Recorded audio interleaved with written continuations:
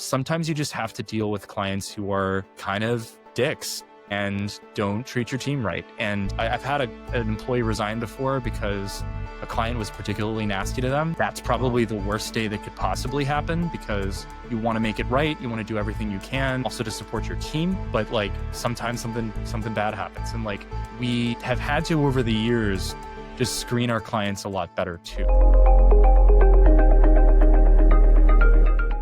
Hey, and welcome to the AthenaX Roundtable, where we take you beyond the hype and into the build. Today, we're joined with Airfoil, a top-tier crypto design agency based out of SF. Airfoil has served over 400 teams in tech since 2019, with fingerprints on over 80% of the Solana ecosystem, including heavyweight names like Solana Labs, Jupiter, and Uniswap. Needless to say, Airfoil sits right on top of the food chain of design agencies within crypto. Phil, thank you so much for coming on to the roundtable. Thanks, Neil, for having me. Appreciate it. Phil, I'm so excited for you to be here. We've been friends for a while. For listeners meeting you for the first time, how do you typically introduce yourself? Well, typically I just say that, I co-founded Airfoil, and that's what I've been doing for the past 5 years. But my kind of overall story, I guess, was I was started actually out as a founder. So in school, I studied cognitive science, which is kind of a blend of psychology, neuro, computer science. But then I actually dropped out midway through my degree to take something that I was exploring through research, which is like psychometric testing, and then apply that to hiring and recruiting. So we built software to conduct those tests at scale. I ended up leaving school, moving to San Francisco, did the whole like startup dropout thing. And then about a year and a half into running the business, we felt like it wasn't what we hoped it would be, but we found an acquirer for it. Then from there, I worked for a couple early stage startups and gradually made my way to starting my own agencies. That's kind of been my path. Nice. I'm like thinking here, right? Because Airfoil is pretty up there. What makes your approach different from a typical design agency in crypto? I mean, when I explain what we do, I typically just say like, we do product design, we do a bunch of branding work, landing pages. We have an engineering team as well. But I think then the commonalities between those things are really about focus. When I started the company, part of the reason why I wanted to start an agency was I was going through an accelerator called South Park Commons, early stage accelerator in San Francisco. And what I saw time and time again when founders would work with agencies was either they were spread too thin, which could mean that there would be a culture of just like, get the work done, right? Get it done, get it out, as opposed to research, deeply getting to know and understand the customer, deeply getting to know and understand the product that I think is super, super important. And I wanted to create an agency that kind of addressed that directly, where we could work on very few projects at one time, focus people's time and attention, have a day-to-day working relationship with all of the founders that we work with. And I think the result of that is that we get very deep on what the products are and what customers care about. And I think that shows up in the work. So when I try to explain like what's different about Airfoil, to founders, I often just say it feels a lot more like jamming with somebody on your team. But the reason that I think that the stuff that we do performs is because when you get to understand the customer really well and what are their motivations for using a product, how are they making their buying decision, all that stuff then gets woven into the copywriting, into the branding work, into product decisions. And we sit at the table with founders and advise them directly on these things beyond just like creating the visuals that help tell that story. Right. And I think this first principles approach is very reflective of what's going on out there. Blockchain in media and advertising is booming right now. It's valued at $2.68 billion in 2025 to a projected $48 billion by 2030. Yet, most crypto teams fail to reach mainstream users because they focus on tech, not the experience. Creative work reveals and fixes product fiction, forcing better usability and storytelling. So what's like the most common design mistake you see out there that kills funnel conversions early? I think the biggest mistake that I see founders make with product design or branding or positioning is not kind of understanding the why behind user behavior. So when people talk about user testing, a lot of times it's about saying, I have a product, I would like to put it in front of users and then see if they'll adopt it, right? Or see where the UX can be improved or where we can improve conversion across. I think a lot of founders are very focused on like, how do we map out a funnel from everybody who hits our landing page all the way through it as their first successful experience with a product? And then let's optimize for conversion kind of every single layer in that funnel. But fundamentally, when products are really early stage, I think a lot of that work doesn't move the needle very much because, you know, when you're not talking about hundreds of thousands or millions of users, it's difficult to isolate any one variable that impacts whether or not people convert. But if you aren't building the right solution, or if you're not positioning it to users in a way that resonates with them, then you're going to see significant drop off no matter what you do to then improve kind of the UX conversion down the line. So I think that a lot of times founders have to be focused in their user testing with actually fundamentally like testing that their understanding of why users care about the product is correct. I think a lot of founders focus on the what a lot of like, you know, I'm building a tool that protects your wallet from connecting to scams, or I'm building a wallet to make it easier for you to send remittances abroad or something like that. When in reality, what users care about is I want to better support my family, or I want to feel safe online. A lot of times founders will focus on how can we optimize our funnel when fundamentally they may have a value proposition that actually doesn't make sense or that doesn't actually resonate with the audiences that they're trying to go for. Yeah, and it's like a kind of adding this art and science to the whole mix, right? You treat it very much like an empirical method to attempting a question. And I think that's pretty cool. So I want to know a little bit more about your earlier days when you were in the Bay Area. You were a product manager before. Why build a design agency? So honestly, I didn't think that I would be running a design agency like longer term. When we started, it was mostly because while I was at SPC, I just saw a lot of founders struggling to work with different design firms. And I was always on the fence about like, do I want to just do another product company? But I didn't feel like I had an idea that I could, in good conscience, like go to a VC and be like, this is $1 billion company. I want you to back me. Right. And I knew there were a lot of folks who, you know, regardless of like how much conviction they had, they were like, let's just go out there and build it. But to me, I couldn't do it unless I really felt like I have 100% conviction around this idea. And I couldn't find an idea that I had that level of conviction around. So it started really as just me trying to help my friends. I wanted to do stints working with them, but then I ran out of capacity. So I started hiring some people whose work I'd already seen online and really liked. And then it just grew bit by bit by bit. The first 2 years, we were really, really small. And then it was year 3 that we started to really scale and grow. And now we're about 40, 42, 43 people in total, which is still kind of nuts for me to think about. But yeah, I mean, it is sort of like if at any point I felt like there was a product idea that I really wanted to go in on 100%, I was very willing to do it, but there wasn't that idea.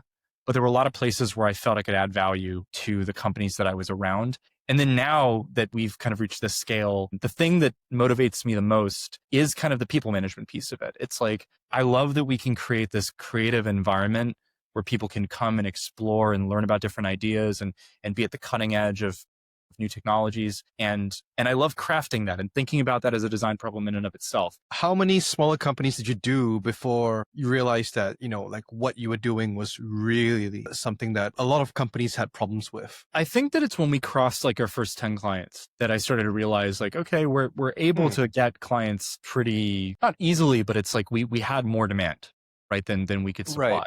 And it was after like the first year of it where I was like, oh, interesting. Like people keep coming back, but also like our clients are referring other people. Yeah, I'd say so. How many clients did you have in the first year?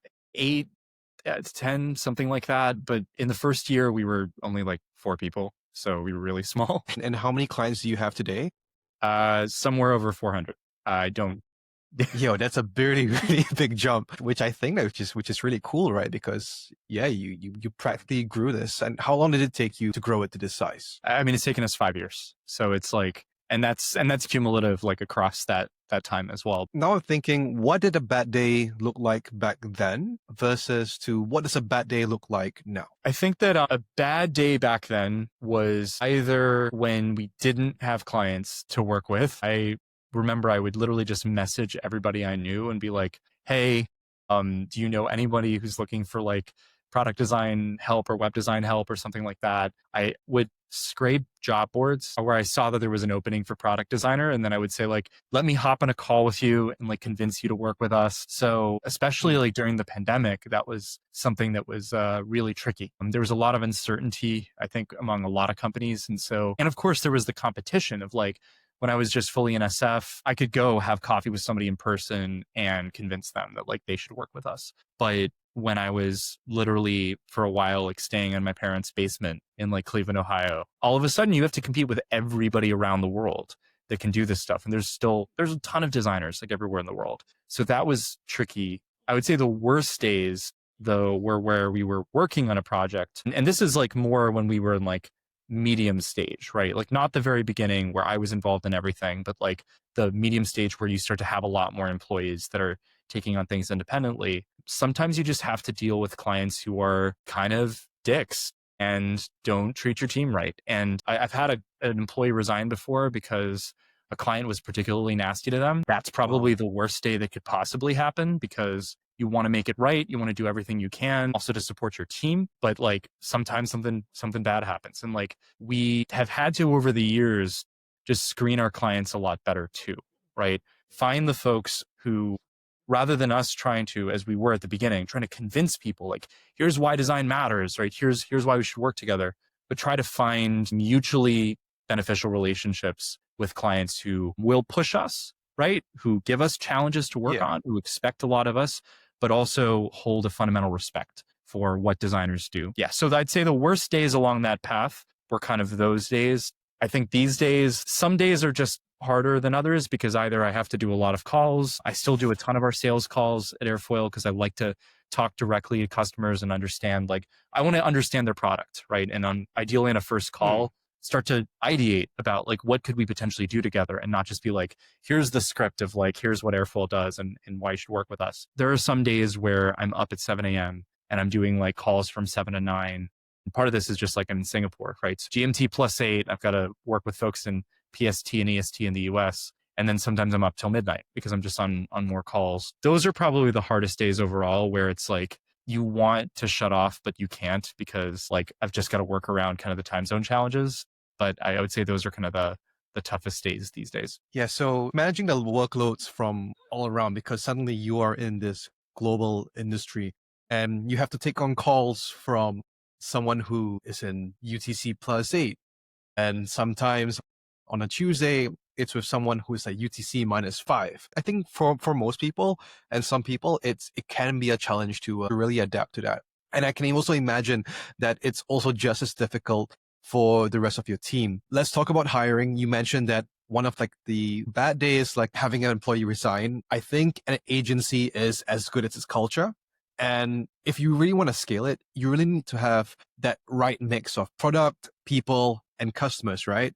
And most of the bottlenecks for like, I think most companies as well, happens at hiring talent. What were some of like the immediate problems when you reflected early and noticed and tried to solve? What were those? What was the thinking behind these? And why does it work at Airfoil? So I think that one thing that we're quite proud of at Airfoil is that we tend to build kind of long-term relationships with our team, right? So many of our senior designers at the company have been with us for 3+ years of the 5 years we've been around. And I think part of that is like our goal is to build a place where people can build a career, right? This isn't kind of a short-term thing for us. So that's definitely tough though, because it's like keeping everybody happy is difficult. In good market conditions, you want to take as many clients as possible, of course, and you want to max out kind of the availability you have. But that doesn't give you always the buffer that you need to make sure if somebody's feeling burnt out, they can just take the time off that they need, right? Or if a project's going over, right? Like we have a lot of very diligent people and I'm extremely grateful. But like there was a point last year where we were very booked up and we realized that there were designers at the team who weren't even logging the overtime hours, but were doing overtime hours because they felt like the estimates we put to the client were too conservative relative to what they needed. And so they were going just well beyond 40 hours work time. So then we had to step in and be like, okay, we got to change that. And so we added more padding into our estimates and we went and did a review of like, okay, how long did we go over in these projects? And then, okay, what percentage do we need to add to all of our estimates to make sure we have that factored in? But that's tricky. And then the other facet is, as a company that, we have a bunch of different hubs and we have a lot of folks who are remote, how do we keep a close knit culture? In the early days, like we used to do in-person offsites and have everybody meet each other in person. We don't do that anymore, mostly because it would be exorbitantly expensive. And when you've got people on several continents, right, like it's difficult to even figure how you would get people together in person. We still do sponsor trips sometimes to events and conferences, and we do what we can to get people to congregate. But I think one thing we're honestly still struggling with is like maintaining that culture online. It is easier in person, I think, to do that. And we do things like we set aside time for like online socials, and we have it all hands every month where we kind of talk about where the company's going and give people an opportunity to meet each other, but always looking for more ways to kind of facilitate that too. Yeah, I bet. And especially because we've traveled together as well in China and in Singapore as well, right? Like we talked about this, like you spend a lot of time between Asian countries and even SF. I think last week you were in SF in Korea. Earlier this week you were in Singapore. Today you're in Johor. I can imagine it's quite a mad schedule, and having to manage everyone at a different time zone could be somewhat of a nightmare. So I do wonder, like when it comes to your hiring strategy, what do you look out for in talent, right?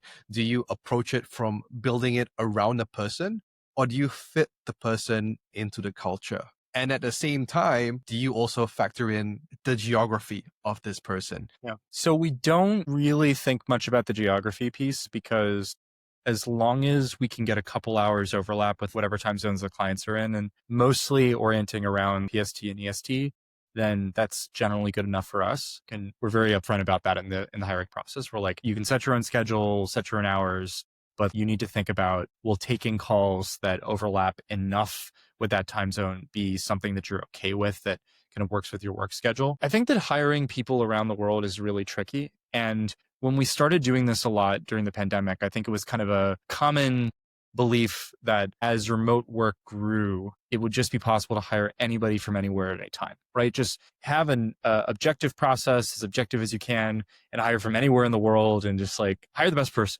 and just bring them in. I actually don't believe that anymore the way that I once did. And I think part of it is that you can hire based on ability, but you have to manage also everyone that you hire and kind of create the culture that you want to create within the organization. People do communicate differently depending on what environments they're used to. And that sometimes means based on where they're from. And I think to effectively manage a global team, you also have to understand the people and cultures that are showing up in the workplace. I remember that at our first offsite, which was in Seoul, I started hearing rumblings from some folks on the team that they were a little bit frustrated. And I was wondering like why that was. And basically the Singaporeans kept offering to buy coffees and drinks and stuff for some members of the US team. The US team kept accepting. The US team thought that was completely fine. The Singaporeans were like, why did they never insist on paying? And I was like, but so I was to one side like, okay, but you kept offering. And like, you can't fault them for accepting. And to the US side, I was like, you have to understand that they didn't mean it. You should buy the coffee sometimes. And I know this is going to be a humorous example, but it's like the people do communicate really differently depending on what they're used to and all of that. And so we ended up creating a set of norms internally around communications. So like, for example, we don't do the compliment sandwich at Airfoil, which is what I was trained to do when I was a product manager. It's like, here's what you did well, but here's what you can improve. But here's also what you did well, right? We say that when you enter a design critique session, it should be at least 80, 90% critique. And you should expect people to never insult you as a person, to never make anything personal, to be very factual in their feedback as much as they can. But at the same time, you enter a critique session with the intention of receiving critiques so you can get better. And the way that someone can respect you as a creative is by showing up to that session prepared with feedback to help you get better, right? That's what kind of like respect means in that context. But I think that has to be well defined by the organization in a remote first kind of environment. Otherwise, people can misinterpret things. This really reminds me of that book from Netflix, Reed Hastings' No Rules Rules, where he implemented like a very similar process for giving critiques. And at first, like it was done really well, like people like took it in. But he also noticed that a lot of like the initial critiques, they were like 20%, they were like 30%. Everyone's still trying to be like really nice, you know? And it wasn't until when it came down to having to receive the critique himself, people got really, really scared because like, you know, like how do we manage that, right? Like how do we critique our boss and tell him to do a better job, right? Stop sleeping on the wheel, you know? How do you guys manage that at Airfoil? I don't think we've had an issue with people being afraid to criticize me at the company. So like, which is fine, right? The good thing about that is actually from the perspective of the manager, what you're worried about is you're not getting feedback, right? Because at the end of the day, if you're not doing your job right as a manager and you don't get feedback from the people that you manage, that talent will leave, right? And that's the worst outcome. So like, I want feedback. I want critical feedback. I want people to say, this is what we should be doing better as an organization. And I mean, we try to very intentionally signal that like we encourage that feedback. We encourage it often and always, and that we elevate people who come to leadership and provide it. But it's also something that you got to keep reiterating to people because they don't necessarily believe it, and they don't necessarily believe it when they first join. So there has to be an experience where leadership goes and asks for people's feedback and then clearly acts on it. One thing that I do a lot at All Hands is I will bring up some piece of feedback that I saw in Slack about one of our processes. I'll screenshot it, drop it in my deck, and then be like, so we heard this. I totally agree. That's why we're doing X. And we'll tie everything back to feedback so people can see that like the feedback they give us gets acted upon and is respected by us as an organization. Yeah, I think that's fantastic wisdom there, Phil. So earlier on, I mentioned that the creative sector in blockchain is valued at 2.6 billion.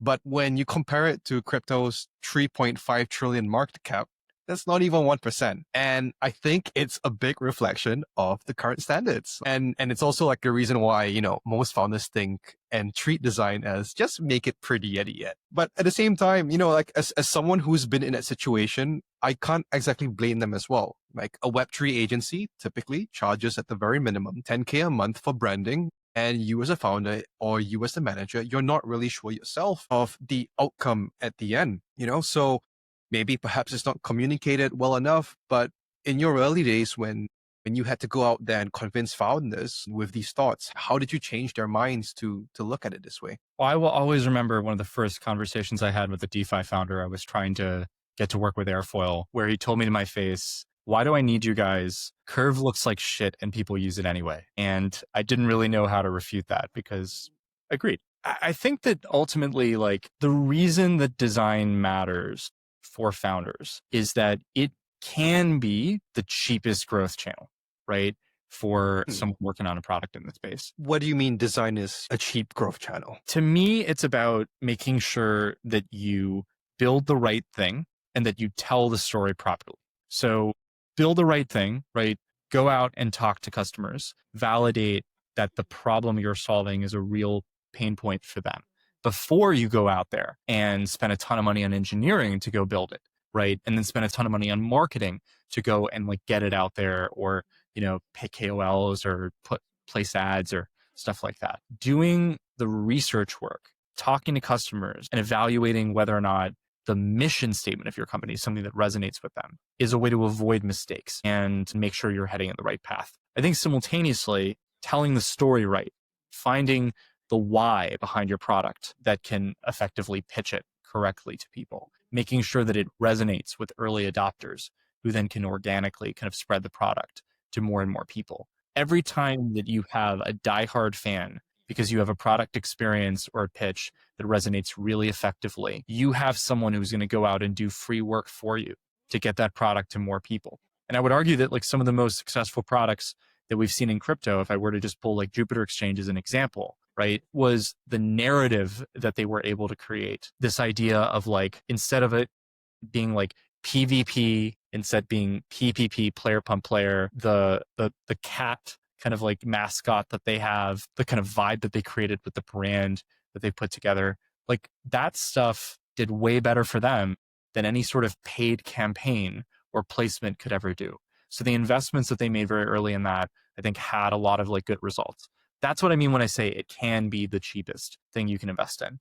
The other side of it is that like you can overdo it. And I try to be very transparent with founders early in the process about what investments in design I think will have ROI for them versus what investments might be overkill, right?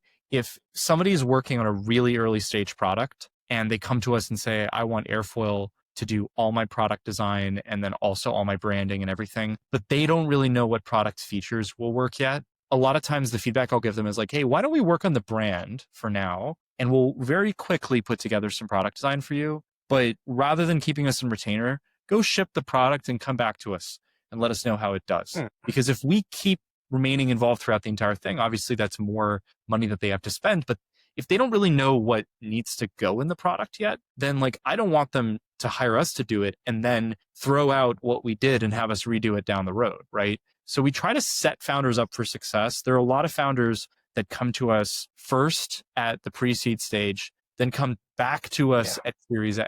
And like I'd much rather they conclude their first engagement with us happy and feeling like they got very good ROI, and then come back as they do even greater stuff in the future than feeling like, oh man, I just spent a lot of stuff and I just threw out like 60% of like what the team worked. Yeah, and naturally as well, like if you're a founder at like the pre-seed stage level, implementing design, having outsourced help, like it's gonna be pretty expensive. So like I do think that as well, like once when you've crossed that chasm onto the next stage, right? It tends to be companies where they're a lot more bigger, structured, and they're a lot clearer on their why as well. And you've dealt with some of these companies, right? And when you do engage them, what are some of the conversations between those companies that you've had? And what is like the key difference between the smaller ones that you've done too? I think the biggest difference between the small companies and the big companies has to do with just like, it's how prepared are they, right? When we have the first conversations, right? I'll call out one client in particular. I mean, we worked recently with the team at Raiku, which, they are still early stage, but their team is a bit more mature in terms of their overall size. And I remember that before we even kicked off the project, normally we send clients a long form where we ask them a lot of detailed questions about the personas of the people that they're trying to serve. And Raiku sent us an 8-page brief on the people who use Raiku. And I was so grateful for that because it's like, those are the questions we're trying to answer, right? Like, I can't know what's going to resonate with somebody until I know who that person is. The mature teams come to us and say, here's 3 personas we're trying to reach. And here are the other protocols that they're already using. And here's what their expectations are. And here's what their concerns are. And that just enables us to be a lot more freed up to just work on the visuals and presentation and like how we communicate to them. With earlier stage teams, we do have to do a lot more work typically to help isolate those things, test, validate, work through those challenges with founders as well. And you said as well that some projects come to you before they go to raise their round. And to someone like me, it sounds a little bit bizarre, but it also highlights the importance of what you do here. What's one example where the great design directly drove investor confidence or fundraising success? So actually, the first thing that I would say real quick is like when we work with founders at the super early stage, we tend to be involved initially in more of an advising capacity. So there have been many times where it'll be like, I'll hop on a call with a founder and we'll start talking about the space and like what their MVP could look like. And we won't necessarily execute all of it, right? Because that involves more spending because we have to block off people on our team to go do it. And maybe they haven't raised yet. But like sometimes those conversations or early concepts or things like that could be very helpful, or helping to visualize the product for the purposes of going out and fundraising. These days, like most pre-seed rounds are raised on ideas, not products. You don't have traction when you go and raise, but you may need to help visualize what the product will eventually look like for the purpose of raising. And we've definitely worked with some founders to help them kind of put that together. And that's where I think the product expertise that the team has here, we're able to just move forward very quickly.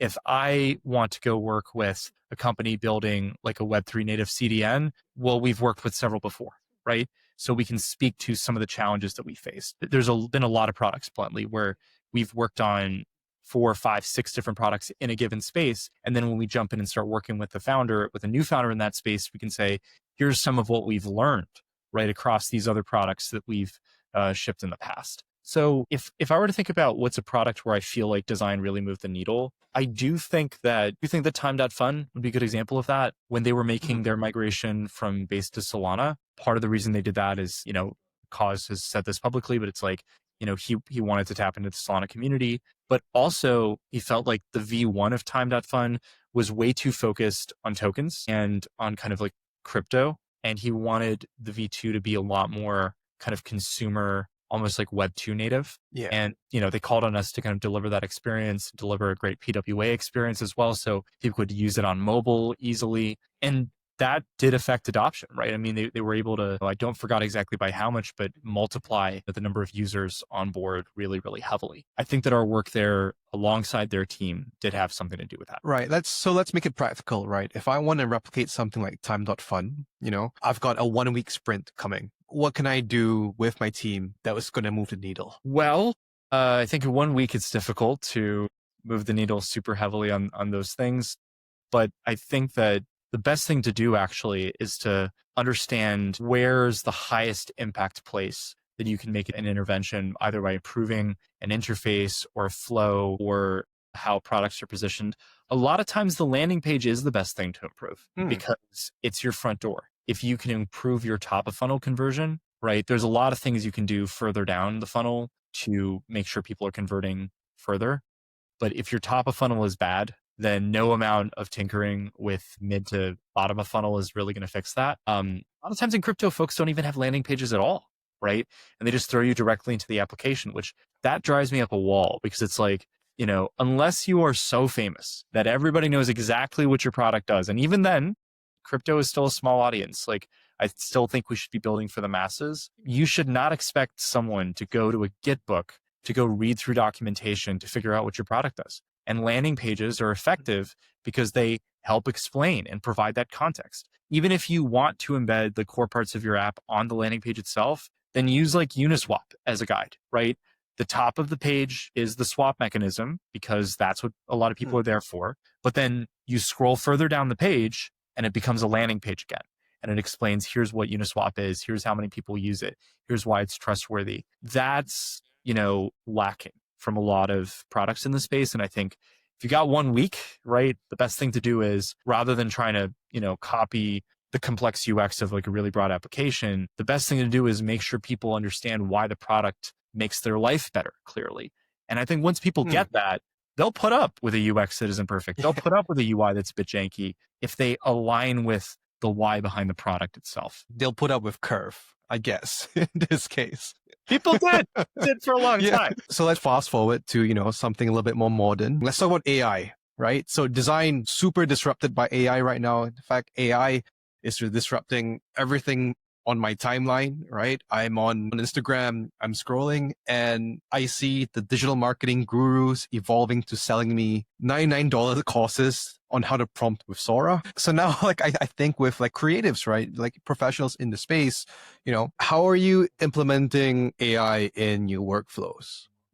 Does this make you a little bit more powerful, or is it an inch closer to being more obsolete? I think there's a lot of ways that AI can make creative workflows a lot faster, a lot more efficient, kind of help either in the early process when you're prototyping or working on like high level concepts. Like one thing that we've done a lot of recently is when there's a lot of need for custom illustration work as part of a project, we'll oftentimes we'll use image models to generate kind of low fidelity versions of what those illustrations might eventually be. And then when we're ready to actually like work on the full brand package or site or something like that, right, we'll have our illustrators come through and do their own pass, right? Honestly, it doesn't take our illustrators very long to produce an illustration from scratch if they know exactly what they need to make. But what's difficult and what takes a lot of more time and iteration is the process of trying many different ideas to get to the outcome that you want to get to. And that's one thing that AI can help with. It can help get the ideas in your brain, right, paper or visible, so that it's easier to critique them and work through them. At Airfoil, when we do AI assisted illustration work, it's typically driven by our illustrators themselves. So we see it as a way for them to get their ideas out rather than a replacement for what they do. because we don't think that it's possible to completely replace them in that process. I think as well that AI has assisted our process because it enables us to do research a lot faster. So for example, we were working with one client recently and I was on a call live with the client and we're trying to come up with different ideas about how to position their product and the concept of their marketing and their branding. And then I actually just had ChatGPT deep research going on in the background. And I asked ChatGPT to look through all of the social comments about them everywhere on the internet and find out why their users actually say they like them, which would normally be a really difficult thing to do because sure, you could enter in their protocol name and try to look through tweets yourself and all that, but that's a ton of time to parse all of that. Deep research came back and provided links to comment after comment, noting that something that I didn't know, the founders were really active on Reddit. They had a very active Reddit community, and people frequently were saying on Reddit that the reason they trusted the protocol was the responsiveness of the founding team. And so we then started diving into, what comments from the founders did they like the most and stuff like that, which then led us to create a brand direction around accessibility and openness. So it's that's something we could uniquely do because we had this, I would describe it as a search engine on steroids. It can understand not just the likelihood of a result being correct, but understand the context and meaning, of the results that it provides. I think that longer term, the thing that I'm watching very actively is, will models and especially products using multi-agent workflows, will they be able to disrupt portions of the processes that we do or substantial portions of what we do, Most of the time when we're hired by clients, it's because they want us to come up with something super new that no one's seen before, It's hey, we're launching a product and I don't want a landing page that looks like anything else out there. So I want to hire you guys. So as a result, I'm not as concerned that automated website building tools, for example, disrupt our process as it stands. But then you got to think about in the broader market of building websites, how many times does the customer want something totally new and novel versus how many times do they just want to ship something quickly that looks good? Right. And I think in the niche that we play in, yes, our customers want the former, but in the broader design space, not all customers want the former. In fact, I would argue probably most customers want the latter. They're just how can I get a good outcome for as little spend as possible? And I do think that that's going to be very heavily disrupted, And so it could be a rough time for a lot of folks in this line of work because the total number of customers out there that want the super unique 0 to 1 stuff, it's just not the majority of the market. And we've been lucky to play in that niche, but we've got to stay in that niche and somehow, once the market compresses due to these tools, remain in a strong position in that niche, which is difficult. So if a NFT project, let's just say Noun Style, come up to you and hey, we could really use some help. And we heard that you use AI. Where would you go from here? How would you take that conversation forward? So I think that one thing that AI helps us with is moving quickly. And an example of this would be the last Coliseum hackathon, the Solana Coliseum hackathon, not this current one, but the previous one. It was called Breakout. We adopted this very comic book theme. And the total amount of time it took us start to finish on that project was 2 weeks. Is that a long time or is that that is a very short time?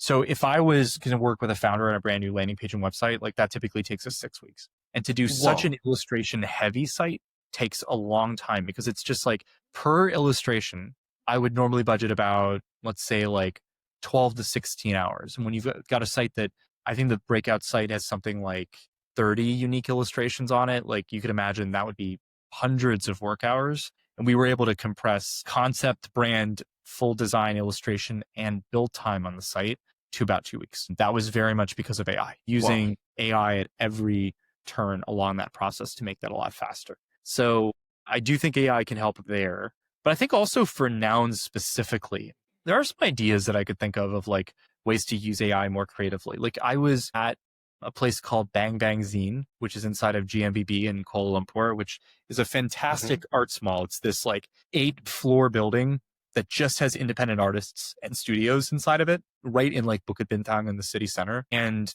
at floor 7 or 8, there's a really great zine and lithograph shop. So if you've ever seen prints where there's an orange or yellow color and it's just pops off the page, that's what's called a lithograph. where you have a combination of printed lines and stamped colors together to create some like really brilliant print work. And Bang Bang Zine does an amazing job. I recommend everybody coming to KL to go and visit and check out their stuff. But they actually did the lithograph printing for Nouns Malaysia. And there was one postcard that they did where they had this illustration around the sides, and then they had the nouns like glasses in the center printed with that bold lithograph like orange, and then nothing else on the page. And the idea being that you could draw your own character or your own scene around the nouns classes. And I thought that was so brilliant. And they had inside the shop like a bunch of examples of this. And I can imagine, right, in a similar way to the way that the cameo feature works within like Sora, that if you can train models or just feed them the right inputs, right, to be able to stick to a set of brand guidelines, you could enable anybody to like upload a photo and then have the nouns classes overlaid on them or adopt the brand of nouns, right?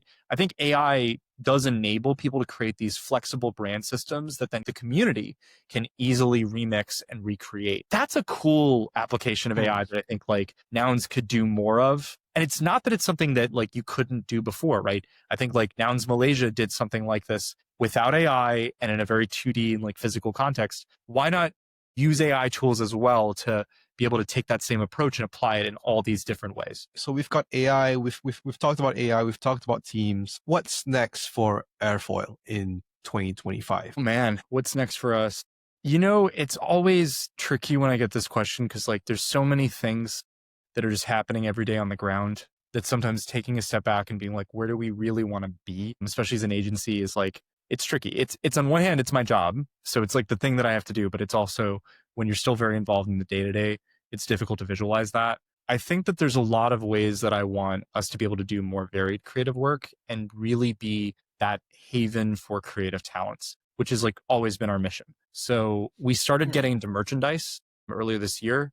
It really began as a company that's got one foot in Southeast Asia and one foot in the US and Europe and the West at large. We realized that there was an advantage that we had where it's like, I can send people to go sample fabrics at a factory in Jakarta if I need to. We can easily like make our way around the region, find interesting creatives and artists to collaborate with. There's so much amazing creative talent in Southeast Asia, especially right now. And we're doing our best to kind of capitalize on that. So I think it would be really cool if we did more physical product design, if we did more merchandise, if we created more almost like cultural artifacts and utilized the team that we have that I think is very capable at this stuff to do more than just software design. We're trying to drive the company in that direction. It's of course like tricky because it's also like the stuff that really pays the bills is never going to be merch. It's going to be UI UX for DEXs and protocols. But at the same time, like we've been able to scale that up a lot this year. And I definitely want to scale that up a lot next year. The other thing is we're also just getting more involved in community building, right? Now there's a selfish side for us, and then there is a like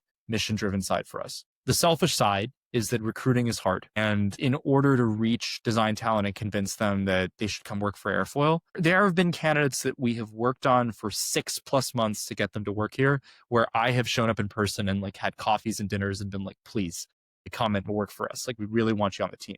I think like one of the reasons we're more involved in like community building, we support Friends of Figma Malaysia now, getting more involved in product design communities in Singapore and in South Korea and a lot of other markets where we've had staff for a long time. Part of it is, of course, is recruiting. It's like we want people to know who we are.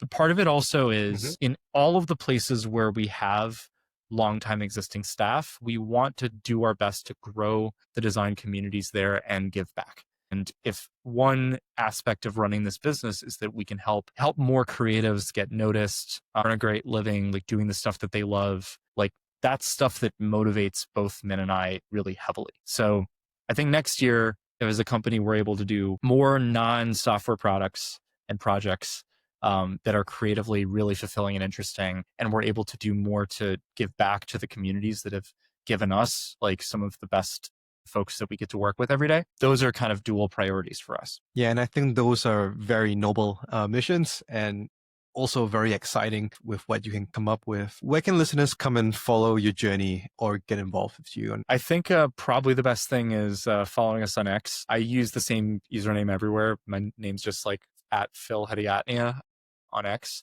And then for Airfoil, we're at Airfoil Studio, also on X. So you can see a lot of the stuff that we've been working on, recent projects. You can see events where you can come meet us in person. We post basically everything over there. And yeah, I think that's probably the best way to get in touch. Thank you, Phil. That has been an incredibly fun conversation. I really enjoyed you coming on.